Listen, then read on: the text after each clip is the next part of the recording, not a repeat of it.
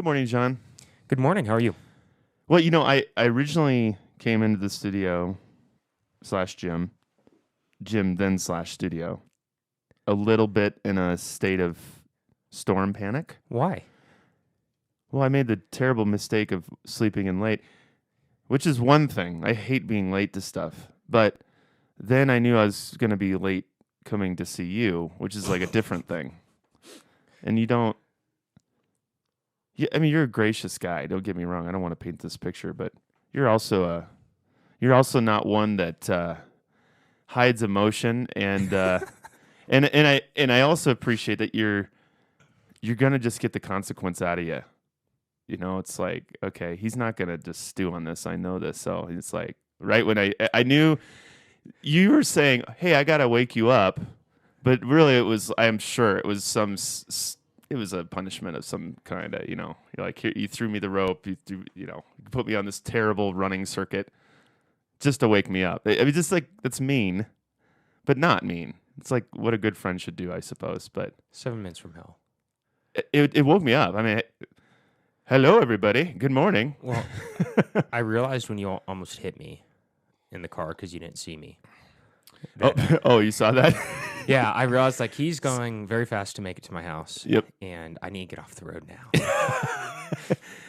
Now I kind of wish maybe if I grazed him a little bit. Yeah. But you're going like fast enough that would hurt. Yeah. But the second I heard your voice, and I heard that sleepy sound, like trying to still jar yourself out, and I knew I had to help. Yeah. As your friend. Thank you, John. Mm-hmm. Yeah. So anyway, so I'm feeling great. Good. But it's because I have this great friend. Yeah. To get me up in the morning. Thank you. Yeah, we just keep it fair. Yeah. But good. Yeah, that was our wake up, and it's kind of an ironic opening. In fact, I think it'll add context to our conversation because it's a kind of a fresh counterbalance to some of the things that we are going to talk about this morning, right? And as always, our conversations are a journey to better understanding for ourselves. Yep. But there are kind of three things that we are working to kind of hone in on with intentionality. Right? Yes. No kind about it. We are going to hone in on with intentionality this morning. And today we're going to discuss the value of, one, saying no, the art of saying no. Mm-hmm. I like that word art, by the way. Yeah. Like art versus science. Yep. Science is very clinical, step 1, 2, 3, but saying no is not so cut and dry. It's Correct. something that needs to be practiced. Practiced, and there's intuition to the nuances of the moment, all that. Yeah. So we'll get into that, probably start there. Mm-hmm. 2 is contracts and transactions with yourself, which should be fun. And then we just have a passion for redeeming windshield time, so I'm sure that'll come up as we talk about it. But those are the nuggets: the art of saying no, contracts and transactions with yourself, and redeeming windshield time. That as we were brainstorming, we're like, let's see how much of that we can talk about in the morning. Absolutely. That's great. So, should we start with art of saying no? I think we just start there and see where the conversation takes us. Okay.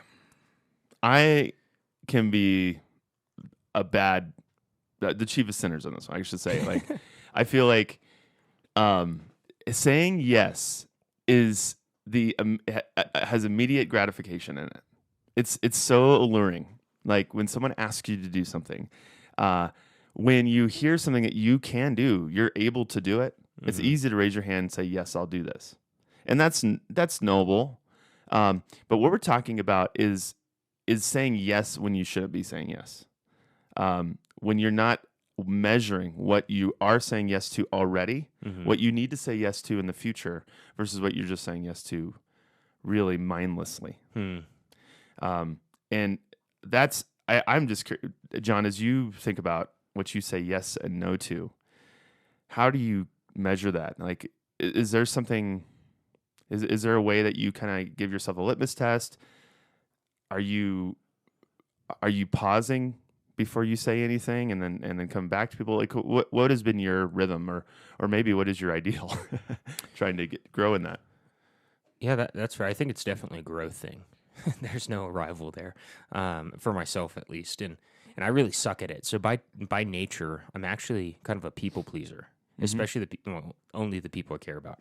But I don't, no is uncomfortable. It is often uncomfortable. But one of the things I'm trying to get better at is saying no more often so that my yeses can be more powerful. And that I can genuinely believe and be behind the things I commit myself to. And that's a journey. When you say no, you said something to me the other day I thought was good. Is that learning how to not excuse away a no? Yeah. Explain that to me. Well, just to the people pleaser part, right? Hey, can you help me move? Or hey, can you help me do this? Or hey, can you come to this event? Right? Like of course you want to say yes because you don't want to let the person down. But when you realize the answer ought to be no, and there's a lot of reasons that might be, then it's like, no, I'm not going to be able to make it. Thank you for the invitation. That's all that you need to say. But for some reason, at least to myself, I struggle with this feeling of desire to like, no, I can't because I'm doing this with the kids, or I have to get this project done, or I have to do that. And it's like, one, they didn't ask. Two, it's none of their business. And not in a calloused way, but just frankly. And three, like, what kind of precedence does that set for yourself? Like, let your yeses be yes and your nos be no, right? So it's just like, no, I'm not going to be able to make it, but thank you for the invitation. Like, that's a fairly gracious way to say no. And if they say, why not? Then they're opening up the door on themselves, right? Right. I just helped a buddy move, and I was talking to another buddy on the way home, and we were kind of talking about the same conversation. And like, someone had asked me a couple weeks ago if I could help them move. And frankly, my weekend was quote unquote wide open, right? As I didn't have any like hard time engagements. I always have things to do and family to invest in. And I told them, no, sorry, I'm not going to be able to help this time, but thanks for thinking of me. I wish I could be there to help. Well, I didn't say the wish part because that wasn't true. I was like, I'm not going to be able to help this time. And they said, okay, they didn't ask me. It just went on. And I spent that time where I needed to, though I didn't have another commitment. I didn't have an excuse. I spent it in the thing that was higher priority and needed it. And that was a good confirmation for me to stay the course, right? Yeah. That's good. And we have to also remember that when you have people in your life too, you're not saying just yes to your own schedule. You're saying yes to other people's schedule that they may be depending on you or might want to have you around. And that's something I've had to learn too. To not be so focused on your own little world too. Yeah, because if you think about it, like, we both have a group of kids and wives, and if I say yes to something, it's taking from all 6 of ours time, especially on the weekend when it's not during my normal work schedule. Right. So that's what I hear you talking about there. Yeah. I'll tell you what I have. This is what happens to me inevitably is like I don't count the cost of my yes until after I've said yes, and then I'm like kicking myself. You know, you may have done this. Like, I can't believe I said yes to that. Now I got to and then like they get the worst of you. Like, you know, when you show up to that thing, you're not prepared. You're not really present. You're grumpy. You might even be snide. You know, and maybe making biting remarks and stuff. Like, if you're gonna do that, you can't say yes. You almost got to take a beat and be like, "Can I say yes to this?" If you're certainly gonna do that. Yeah, the delay, man, is huge, right? Yeah. Because like, if you give yourself the chance to, hey, like, one of the things, because I'm not good enough at saying no to trust myself to give an answer up front. So I say, let me get back with you. Right? Like, that's what I'm trying to train. Good tactic. Right? Because then I can give myself the space to actually think about it. Because I'm not good. Likelihood is, if I give a off the cusp response, unless I have some really clear reason I can't do something, it's going to be a yes, because that's my tendency. But I don't want that to be my tendency. So I'm trying to overcome that by, let me get back to you. So that way I can be more certain, because like, you're right. When you realize that you said yes to something you shouldn't have, yeah, even if you can have a good attitude about it, right? You're not giving everything you have. It's kind of like with the hospitality. You don't want to like eat something from someone if they're begrudging it, you know? So that's on the person who gives the answer, though, not on the person who requests it. Right. And that's just part of the ownership thing, I think. Yeah, exactly. Well, because you can't discount what kind of tax that's going to give you when you say yes, and you should have said no. And this is something we were talking about the other day too, is that you have to realize that when you say no, it is hard in the front end. Like let's not paint a different picture. Like saying no sucks. It's not fun to say no. Mm-hmm. Okay. But what is fun is that your mind is free after that. Correct. You have no contract after that. When you say yes, feels good up front, the contract remains that you don't even want to have. And then you pay the price. And that's what's interesting. So like one of the aspects of transactions with yourself is like if you look at an item, say like this mug, you know, let's say this mug cost $50, right? Which it does not. And if I wanted to keep this mug, I'd have to buy it for $50 right now. Mm-hmm. Would I buy it to keep it? Right? The answer would be no. I'd part ways with this mug. If it was $3, would I keep it? Yeah, I'd pay $3 to keep the mug. So in the same way, when you're saying, like, I think that it's a good analogy that I've started using with like people who ask things of me also. Because if it's like, hey, we come to this event, I'm like, okay, it's 3 hours away. That's 6 hours of driving. Mm-hmm. Am I willing to spend 6 hours of driving to be at this event? If the answer is yes, right? It's not about the person. It's not about anything else. If the answer is sometimes it may be, but I'll go. And if the answer is no, I'm not willing to invest 6 hours for that event, even if I love the person dearly, because I need to spend that 6 hours elsewhere. Because it's not just the event, right? Then I'm not going to buy it. I have noticed that as people get into higher levels of authority and success, as far as their scope of management, they hire people to say no for them. Like gatekeepers. Yeah, it's like it's a job. Yeah. And there's something to that. Like, why is it that someone needs to be saying no to them? Well, because that person at that level has to absolutely say yes to those 3 or 4 things that they've decided to do, and has to be very careful about those things that are taking them away from those things. Yeah, and that's part of the filtration process, right? Like when you get to a level and you have that many opportunities coming in, you need to have the criteria set, and someone can help filter that so you can say yes or no to a smaller number, right?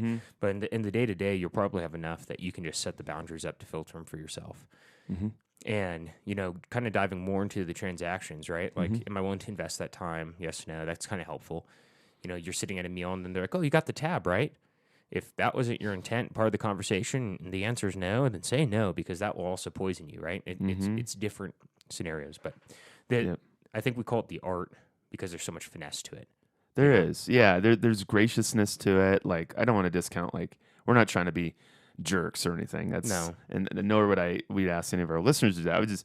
I would just caution anybody that's a yes man all the time. That sounds noble. And there's some things you do need to start saying yes to, and we talk about that too. Like as far as new habits and attitudes, those are great things to do. But if you're just trying to please someone else other than you and what priorities you're trying to accomplish, and you know what you need to be doing, that's something you really need to challenge. Yeah, absolutely. And looking at that, it's because everything comes at a cost, right? And if you're giving of yourself like that, then it's degrading you. And saw this wonderful quote the other day, absolutely loved it. I keep seeing it, but it's essentially don't do things that compromise yourself, or don't do things that compromise your strength or your character, right? And as I've dwelled on that, I was like, you know, big failures don't happen typically in the split second decision that leads to them. It's 1,000 tiny compromises, deteriorations, and I've done a lot of challenges over the last coming up on a year. I think I'm on day 28. I see it on the board there. 29, and you update it. Oh, okay. Yeah, darn it. On day 29 of 100 on this one, and I realized they're less so challenge. They started as like physical challenges to maintain fitness, but they're really contracts with myself to strengthen my character. And I remember a long time ago, you and I talked about relationships kind of being like bank accounts, right? I remember we talked about this, like with the watering the lawn analogy in episode 1. But if everything you do with someone is a transaction, like as a metaphor financially, and you're either putting money in the bank or doing a withdrawal, right? Deposit or withdrawal.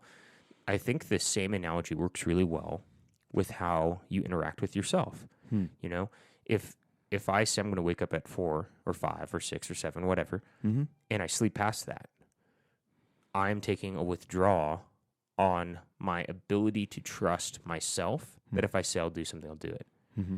And if I do wake up when I say I'm going to, I'm putting capital into the bank, investing in myself, knowing on just a very small level that I'm going to do what I say. Mm-hmm. And, as I just keep pulling on that thread, it's like, okay, every time I miss and I do a withdrawal, it's like $10.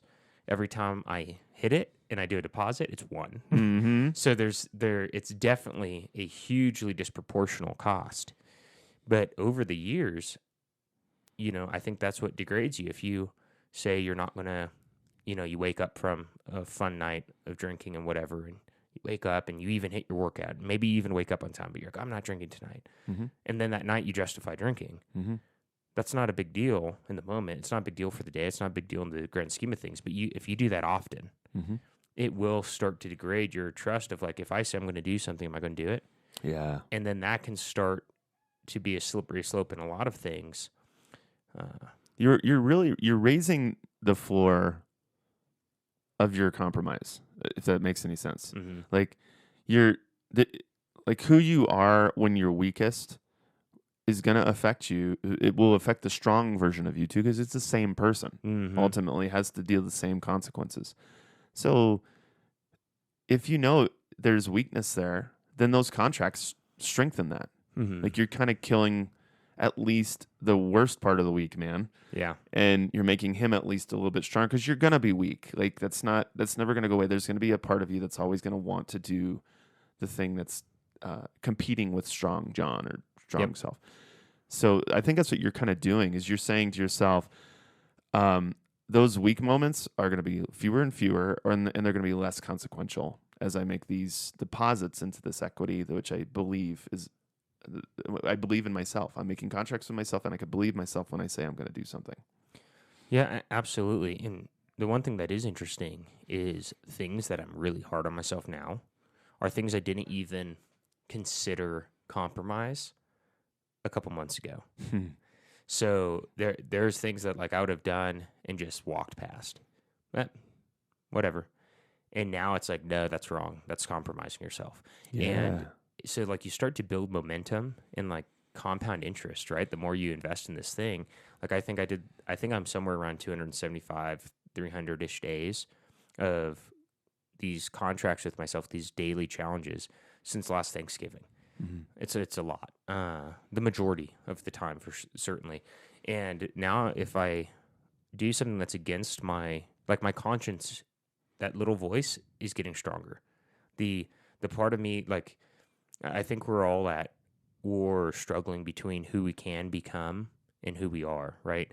Like the thing that scares me most, and I do think I mention this often, is if I, don't die swiftly and I'm on my deathbed and the version of myself that I could have become walks up to me, how different is that going to be?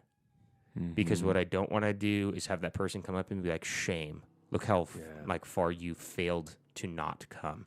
Like, yeah, I want to be better than that person. Goggins said that too. Like this, I know you and I, you just finished it. I'm going through Can't Hurt Me right now, and great book, and not a light read. It gets pretty gritty, which we appreciate. But he says in the I would call the podcast section of the Audible, which I love that when they're just talking back and forth. He says there's so many men out there that don't realize there's a version inside of them that is there and it could be born. And Goggins points to, his 175 pound versus his 350 pound self that he was born out. But he's the same guy. This guy came out of that guy, and so many men are not realizing their true potential. Yeah, and women, but obviously, but yeah. You headed me off because I was going to say people for sure because it's so universal. Yeah. And Goggins did a beautiful job. And just a quick note on Can't Hurt Me. I was expecting, like someone recommended I read the book. And I was like, so I listened to it on Audible. And I was totally expecting the drill sergeant. Yeah, stay hard. Shirtless Goggins. Stay hard. It's like, who's going to carry the boat? Yeah, who's going to carry the boat? 3 a.m. rubbing razor blades on his face type of motivation, type of motivational book. And it's not a motivational book. Mm-hmm. In fact, by the end of the first chapter, I was like, you have more than my attention. Because just the first chapter had so much more depth and intrigue and intellect he did. and heart. He says this isn't motivation. He hates motivation. Says motivation's fleeting. Yeah. Make choices. He wants resolve. He wants drive and obsession. But the thing I just want to highlight is I was not going to read the book because I undersold it based on the YouTube clips and the Instagram clips. I was like, okay, that's his flavor. The marketing stuff. Yeah, sure. Yeah. Yeah. And I'm so grateful I listened to the recommendation to do it because it was a raw, insightful holding up of the mirror to look into your own soul and say, where am I and where am I going? And there's a lot of insight in it. So highly recommend it. It was awesome. I think it goes hand in glove as we're talking about contracts with yourself. Yeah. That's what he's really getting after. He's like, you got to look hard and be like, do not lie to yourself about if you don't like something you're seeing, there's something you're thinking or the path you're on or where you think you might be going, like hate that. Yeah. Like get really mad at yourself and be like, I don't like this and I don't like it enough that I want to do something about it. And now if I have lied to myself all these years, or if I've shown I'm going to start something and I'm going to stop it, let's stop that crazy cycle today, and do something I can repeat, and get that weak version of myself a little bit stronger. And it doesn't have to be the ideal, like the 175-pound Goggins. That was a long journey for him, right? But it started with, hey, I'm gonna change this routine. And I'm going to add to this. And then what's crazy is once you get to those levels, then you're like, give me more. Give me more. What else can I do? What else can I do? I love that you said that because one of the things I was thinking about is there's this weird paradox of like the more that I'm doing, the more I feel like I'm capable of doing. Yes. And I think... And you are. Well, that's true. Like the potential is so much higher than I thought. But the other aspect too is I think going back to the art of learning to say no, it's that I'm...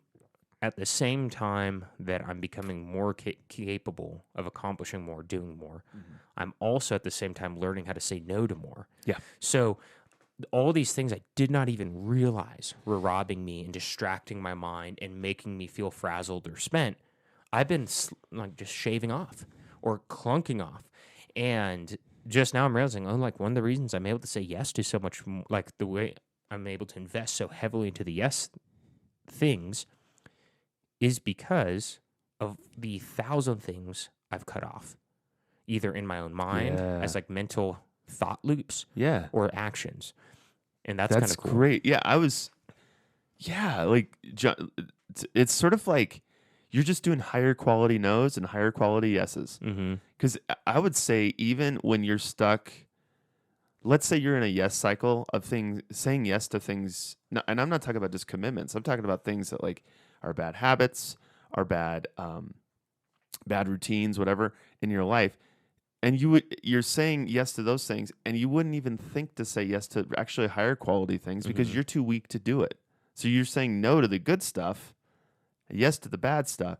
Then as you're saying yes to the good things and no to the bad things, now when you have opportunities that are actually high quality yeses, like let's say for example, you would have never joined a 5 a.m. jogging club, but you've been on this journey to really attack your physical being, and you really want to get that straight. It's not about your body; it's about like I gotta get my mind straight. I gotta get healthy again. And somebody says, "Hey, let's do this." You would have never. I mean, fat lazy you would have said no to that. But this person who's on this new journey, wow, I would have never thought I could do that. But hey, I'm gonna say yes to this, and that sounds hard and difficult, but if I did this, like as you say, it looks like there's more. I'm capable. Maybe I could do this.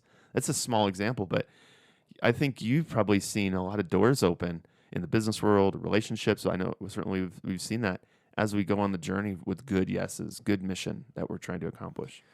Yeah, absolutely. And there's kind of like this perversion where every answer is a yes and a no, right? So it's just which one am I going to give power to? Because if we say yes to a guest on the podcast, we're saying no to someone else. And just holler, we're scheduled through October. Kind of fun. Oh, yeah. But it's the same thing. If I say yes to waking up at 4:15, I'm saying no to sleeping in. And so there's kind of this like cool... you're shifting the volume from one to the other. And one of the things I was thinking about is like, what if you don't know what to say no to? What if you don't know the things you should say yes to?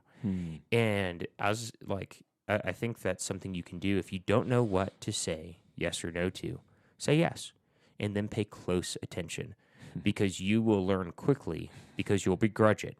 Pay attention to your thought process.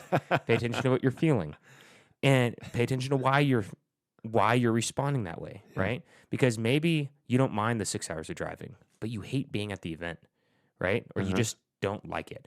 Maybe you love the event, but you hate the 6 hours of driving. Whatever. Maybe you don't like waking up early because it sucks for a few minutes, right? But then you love how you feel after. Whatever. As you say yes to the things that you want to experience, to learn what you ought to say no to start setting up that filtration process, your mind and body will tell you. It will. And I'll say and here's the confusing part of that, though. There's one side that says, that will tell you this is not really a value and you're doing this anyway, like kind of your heart speak.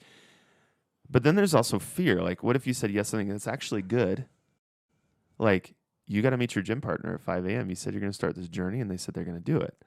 For example, I'm just being total hypothetical here, because I was late this morning. But you said you're going to do that thing, and maybe when you're early on the journey, that causes great anxiety. Like, I'm not good at the gym. Why did I say yes to this? Or I'm not qualified to do whatever. Don't let that be a teller of what's good or bad either. Like, sometimes that's like the mental voice, that the weak version of you that's working against you. Quicken your resolve, stay to it. But then, like you said, I think you also need to check your heart too, if it's telling you no. Well, yeah, that's a great balance, right? By no means is discomfort in something that's making you better a reason to not do it, right? Like, that's the definitive one-off. I was more thinking like, there's not value added. I don't believe that this is enhancing anything. Like, for me, it's largely with social events. Saying no to like group settings, things like that that I know I don't have interest in being engaged in. And could there be value in like pushing my ability to interact with people on certain levels and try different things? Yes, but that's not one of my priorities right now, and I don't want to do that. So I'm pushing it in different areas, right? My ability to be more relational and stuff. But it's really just protecting the time. Like, no, I don't want to spend 4 hours at an evening event with a bunch of people I don't know because everyone thinks that's fun. I'd rather spend that 4 hours with my wife or my kids, or focusing on building something or anything else. Yeah, exactly. Yeah, right. Saying no. You may not say exactly that way, but I'd rather be anywhere but there. Yeah. And love you, bro. and I know when I go, it's like, oh, I do love that guy, but I hate being here. I don't like this. Why am I here? And if I can't answer that question, guess what? Now I know that next time I'll say no. That's right. Which is good. Yeah. I want to smile the next time I see you. So, no, I'm not going to do that. Well, and it's crazy because it does change the relationships. It does. Yeah. Right? You find yourself avoiding people because of your own stupid yeses. Yep. Like, why don't you just be honest from the get-go, and then you don't sever that relationship? Absolutely. And I'm just thinking, like, what are some of the easiest, like genuinely easiest, lowest barrier to entry ways that you could start the filtration process? And there is an assumption with it if it's to work, right? But let's say you want to read more or learn something, and you are having difficulty prioritizing time, because I don't believe that you don't have time. Ooh, this is going to go right into our third topic. I see what you're doing. You're teeing us up. I'm teeing it up. Softball. So you want to read, or you want to learn something, and you're struggling to prioritize the time because being too busy is an excuse. What is something that you could do to start testing that? And something that you're already spending the time anyways. Does anything come to mind? Gosh, there's this big vacuum of time that I have every day, guaranteed, at least twice a day, if not 4, 5, 6 times a day. It's called windshield time. Windshield time. Yes, windshield time. Okay, what's windshield time? Maybe you've never heard that before. Well, that's when you're staring at this big, stupid monitor called your windshield. And it's on coast, right? You just see what you see. You're mindlessly looking at whatever marketing is popping up along the road. Uh, I don't know, thinking about the guy who's cutting you off, and you're not allowing your mind to be put to something. Maybe you're flipping through the radio station. Maybe you have your music going. I love music. You love listening to music, but sometimes it's like, how much value does 30 minutes of music have for my drive? What's even more than that, because that's one drive. If you listen to music for 30 minutes to an hour a day, that comes out to be an outrageous amount of time. The average American, from when I heard the stat about 4 years ago, spends enough time driving each year that if they were to redeem that time, and just so you guys know, in case you missed it, windshield time is driving. Oh, did I not articulate that? I think it was pretty clear. All right. Just in case. But if you spent that time learning something, you would have the equivalent hours put in as like completing a course in college, right? Can I be kind of mean? Yeah. Crass for a second. So many people say I'm not a reader. Yeah. What would you say to that person? And if you're that person, just brace for impact. Go. Okay. Yeah. If you're not if you're not anything, I'd say, well, you've chosen that. That's all I'd say. That is a choice. I'm not a reader. Yeah, as if it's like some talent that's, like innate in you. I wasn't born a reader. I wasn't born a walker either. Like I mean, these things have got to be learned. We're giving a low barrier of entry here with the windshield time. Like you have it already. Yeah, just for the second you ask that, it's just like, I'm not a morning person. Yeah, exactly. I'm not athletic. Oh, I'm not whatever that is. Well, who's the person who said whether you say I can or I can't, you're right? Ford. Yep. Yeah. So he nailed it. Whatever you say you're not, you won't be. Like you're right. Yeah, you're 100%. You're not, but that's a choice. Yeah, it's on you. Yeah, exactly. I think that's what I'm saying. Maybe you're not a reader and you want to be. That's who I'm talking to. If you're not a reader and you're just going to own that's your identity, just shut off the podcast right now. But but I will say for those of you who are trying to learn, is because here's the crazy thing about facts and information, John. They're contained in these things we've had for a long time. They're called books. Yeah, they're right there. Souls into other people's experience. Yes. Windows, and it's funny because once again, if it's not been clear, redeem your freaking windshield time by putting on an Audible book, a recording, or a podcast. Yes. Or a YouTube video. Flip that screen down so you don't wreck yourself. Right. But learn something doing that drive. And even to start, like let's say you drive 3, 4, 2 times a day, whatever it is, probably more than once because you have to get home. Even just start with one of those lengths. I'm going to listen to a podcast or book instead of music, right? Yep. And keep that consistently for a while. And then watch it start to grow. That's exactly how I started doing that. And over the course of a couple months, I found that I wanted to.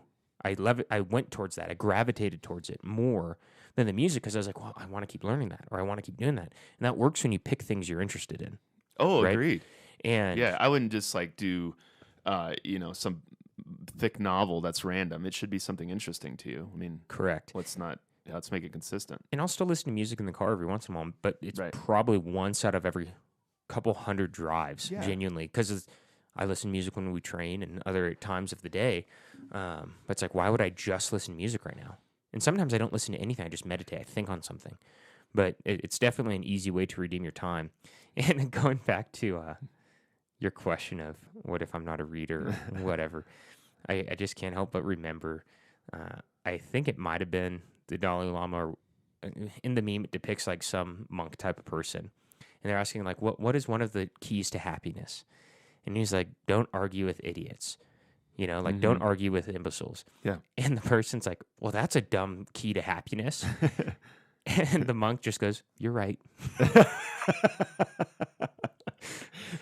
Conversation over. It's such a beautiful display of it. So I love it. If someone tells me I'm not a reader, I'm not fit, or I'm not whatever, I'm just like, you're right. Yeah.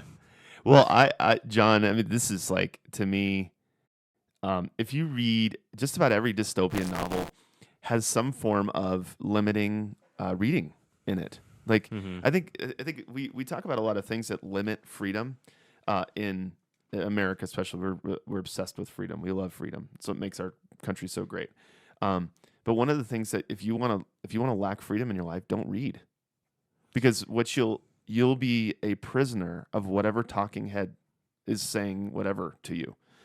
And I don't need to call out any media outlets. It's just, if that's where you get all your information, you're not reading books. If you're not tempered. Yeah, if you get all of your information from any one source, you're in trouble. Right. Right.